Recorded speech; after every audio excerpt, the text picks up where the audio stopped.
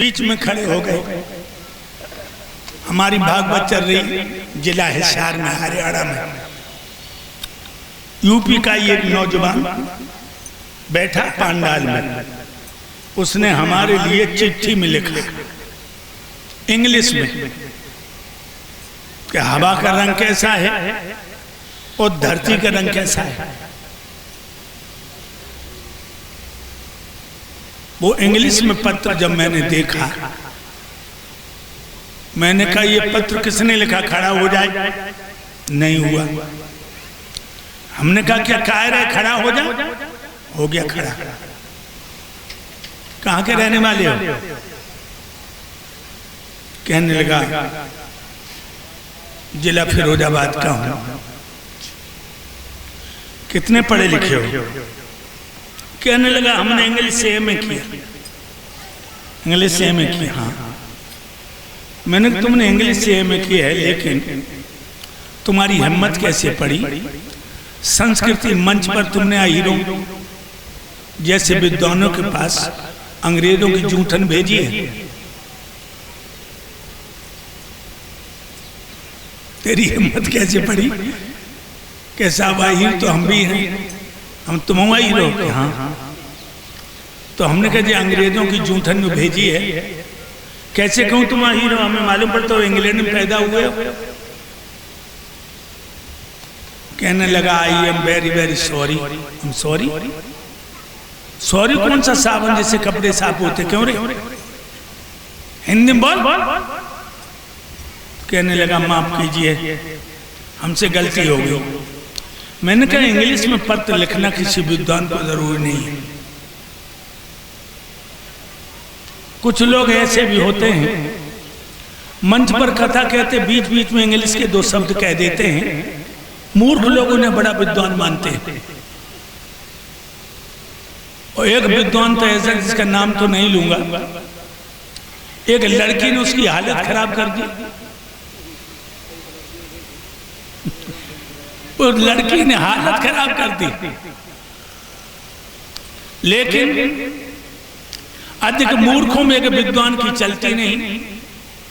बस लड़की का भाई कहने लगा कि ये दिमाग से पैदर हो गई है साहब, जबकि दिमाग से पैदर वो था जो मंच में बैठा था।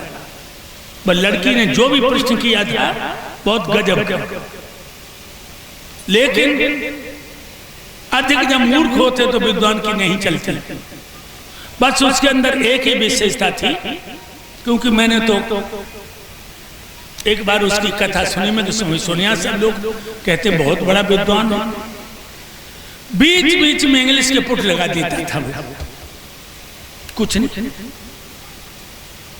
तो लोगों मैंने उस लड़के साहब, मैंने कहा तुम्हें इंग्लिश में पत्र नहीं लिखना चाहिए। कि हिंदी नहीं पढ़े तुम? कि हिंदी तो हमारी बहुत अच्छी थी, बहुत अच्छी थी। हाँ। हमने कहा कफन की हिंदी बता।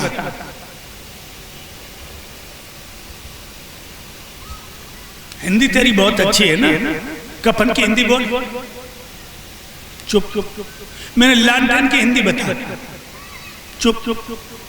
मैंने बोल। जब तू कफन की हिंदी नहीं बता सकता, तेरी हिंदी कैसी थी? तू लालटेन की हिंदी नहीं बता सकता तो तेरी योग्यता मेरे पास कुछ अस्तित्व नहीं रखती। कहने लगा माफ कीजिए, ऐसी गलती नहीं करूंगा। मुझे बता दो धरती का रंग कैसा है, हवा का रंग कैसा है? हम धरती का रंग है पीला और हवा का रंग है नीला। एक सज्जन बोले खड़े होकर बोले स्वामी जी, हमारे खेत के पास सफेद सफेद ऊसर है। मैंने कहा तुमने गेहूं कभी बोए? के हाँ बोए। गेहूं का जब अंकुर निकलता है तो रंग कैसा होता है? पीला। और हवा लगता है तब कैसा हो जाता है? नीला। वो सोचो, धरती का रंग है पीला, हवा का रंग है हरा। तो कुछ लोग ऐसे भी होते हैं जो इसलिए प्रश्न करते हैं कि यहाँ पर जितने लोग बैठे हैं वो हमें अधिक विद्वान समझे। और कैसे लोग होते हैं?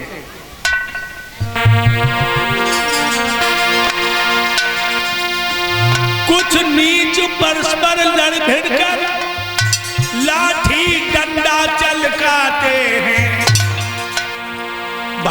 सुनने के बदले में वो खून बहा करके जाते हैं।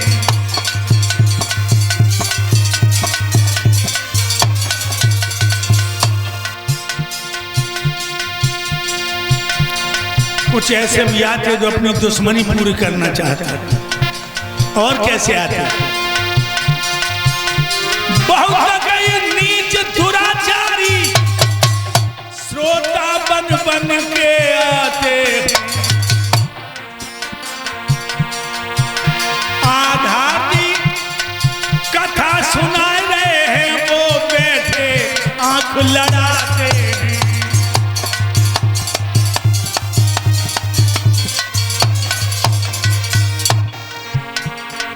एक बात और बताऊं, जो भगवान की कथा में गंदी भावना लेके जाते हैं, उनकी हालत क्या होती? राजन जो हर गाथ में करते हैं अपकर्म, बेकुत्ता की भांति मरते हैं बेशर्म। कथा प्रभु की बड़ी रसीली है, तब पाप हो न सब छार। कथा प्रभु की अति रसीली है, जमे हो पाप सब छारे।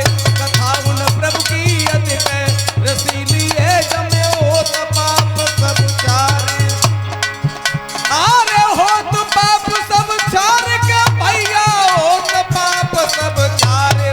भागवती गंगा बन के पैरैये, जमे को तालियों लगाए। भागवती गंगा बन के पैरैये, जमे को तालियों लगाए। याद रखना लोगों, जो भगवान की कथा में गंदी भावना लेके जाते हैं,